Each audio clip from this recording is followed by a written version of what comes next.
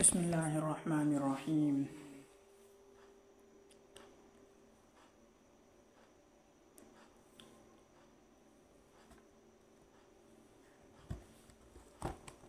آج سے انشاءاللہ العزیز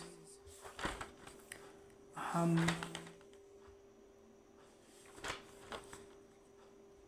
علم النحو کی سب سے پہلے کتاب جو درجہ اولیٰ میں پڑھا جاتا ہے نحو میر، اس کا مختصر سے مختصر خلاصہ اردو زبان میں ایک مختصر کورس کے ذریعے چند اسباق میں آپ کے سامنے رکھیں گے۔ رب العالمین سے دعا ہے کہ یہ سفر ہمارا اچھا رہے اور ہماری یہ سعی قبول فرمائے۔ بسم اللہ الرحمن الرحیم۔ رب یسر ولا تعسر علینا هذا الكتاب یا فتاح یا فتاح یا فتاح وبک نستعین۔ الحمد للہ رب العالمین والعاقبۃ للمتقین والصلاة والسلام علی خیر خلقہ محمد وآلہ اجمعین۔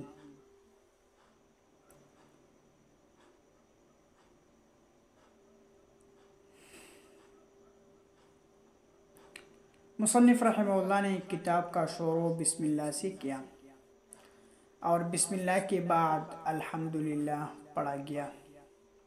اس کے بعد درود و سلام پڑھا گیا۔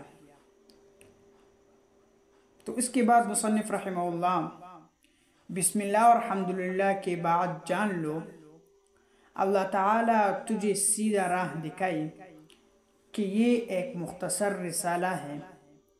لکھا گیا ہے علم نحو میں کہ ابتدائی طالب علم کو لغت کے مفردات یاد کرنے کے بعد اور علمی مشتقات اور علم اشتقاق جاننے کے بعد اور علم صرف کے اہم گردان یاد کرنے کے بعد آسانی کے ساتھ عربی ترکیب کے طریقے سے راستہ دکھاتا ہے اور بہت جلد معرب اور مبنی کے پہچاننے کی طرف اور پڑھنے کی ملکہ میں طاقت دیتا ہے، اللہ تعالیٰ کی توفیق اور مدد سے۔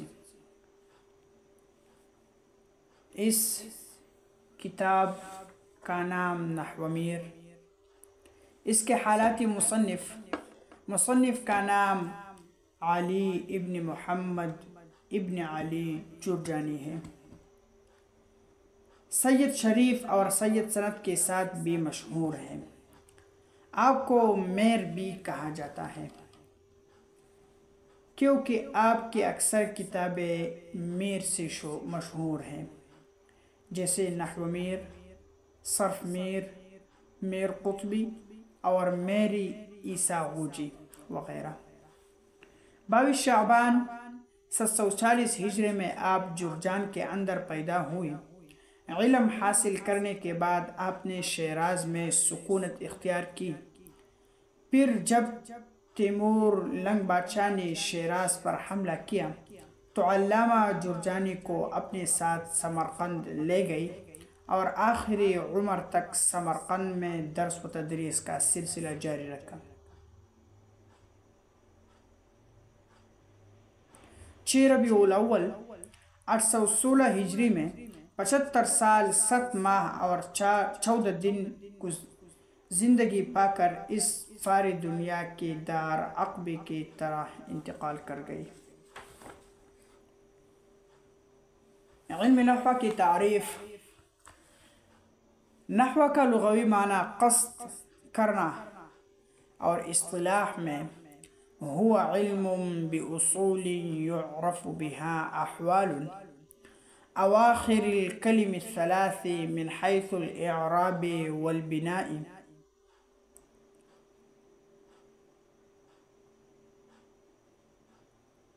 یہ ایک ایسا علم ہے کہ اس میں جانا جاتا ہے احوال اور کلمے کے آخری ثلاثہ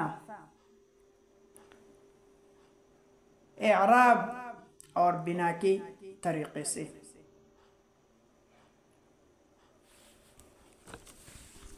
یہ ایک ایسا علم ہے کہ اس میں یہ بات بتائی جاتی ہے کہ کلمہ کے آخر پر اعرابی ثلاثہ یعنی فتحہ، کسرہ اور ضمہ ہوگا۔ یہ کس حالت میں ہوگا؟ جاننا چاہیے کہ لفظ مستقبل عربی زبان میں دو قسم پر ہے۔ نمبر 1 مفرد، نمبر 2 مرکب۔ مفرد کی تعریف: مفرد وہ لفظ ہے جو اکیلا ایک معنی پر دلالت کرتا ہو، لہذا جو لفظ ایک ہو لیکن ایک معنی پر دلالت نہ کرتا ہو وہ مفرد نہ ہوگا، جیسے بغدادی۔ اسی جب لفظ دو ہو اور ایک معنی پر دلالت کرتا ہو وہ بھی مفرد نہ ہوگا، جیسے عبداللہ۔ مفرد کو کلمہ کہتے ہیں اور کلمہ کی 3 قسمیں ہیں: اسم، فعل، حرف۔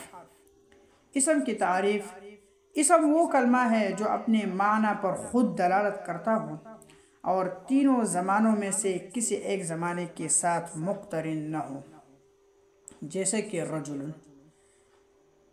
فعل کی تعریف: فعل وہ کلمہ ہے جو اپنے معنی پر خود دلالت کرتا ہو اور تینوں زمانوں میں سے کسی ایک زمانہ کے ساتھ مقترن ہو، جیسے ضرب۔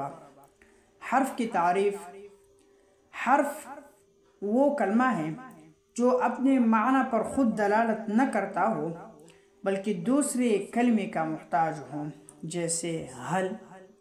مرکب کی تعریف: مرکب وہ لفظ ہے جو 2 یا 2 سے زیادہ کلموں سے حاصل ہوا ہو۔ پھر مرکب کی 2 قسمیں ہیں: مرکب مفید، مرکب غیر مفید۔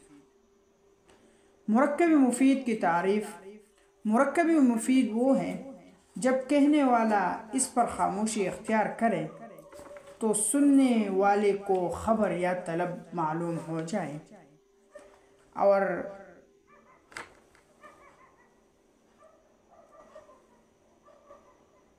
اس کو جملہ اور کلام بھی کہتے ہیں۔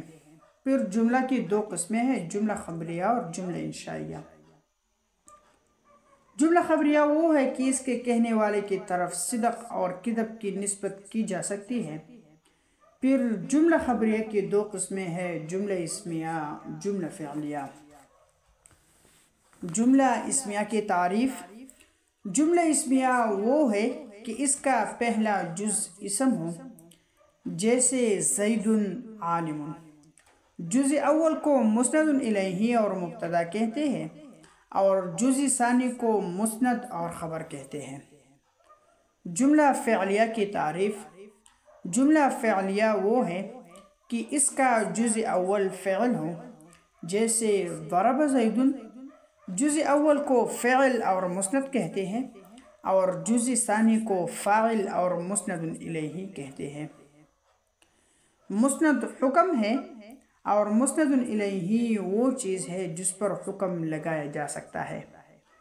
اسم مسند اور مسند الیہ دونوں واقع ہوتا ہے اور فعل مسند واقع ہوتا ہے، مسند الیہ واقع نہیں ہوتا، جبکہ حرف نہ مسند واقع ہوتا ہے اور نہ مسند الیہ۔ یہ تھا آج کا سبق۔ انشاءاللہ آگے سبق بھی جاری رہے گا۔